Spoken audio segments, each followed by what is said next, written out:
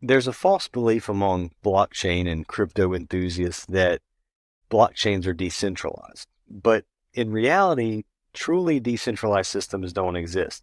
And when you think about it, this becomes pretty obvious. In order for a blockchain to be decentralized, there has to be a mechanism to prevent any single entity from taking control.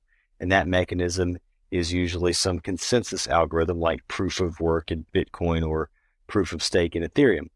But then whoever controls that mechanism controls the blockchain by definition. Well, who controls the mechanism?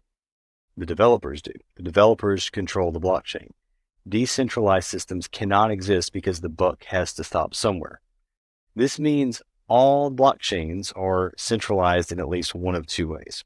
First, the node or the client software and the protocols are controlled by the developers. They can do anything they want to do, including rewinding or even overwriting the chain.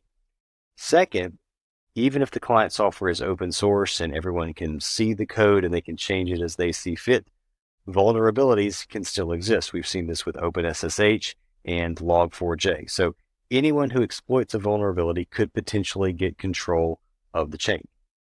Now, public blockchains and even the internet appear to be decentralized when in fact they're just distributed.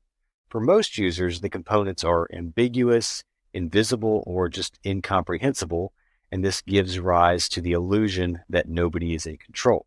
The internet, for example, is controlled by governments and backbone providers. It consists of distributed components, but there are still central points of failure and, of course, central points of control. People pushing crypto don't want you to think about this. They're like the Wizard of Oz. Pay no attention to that man!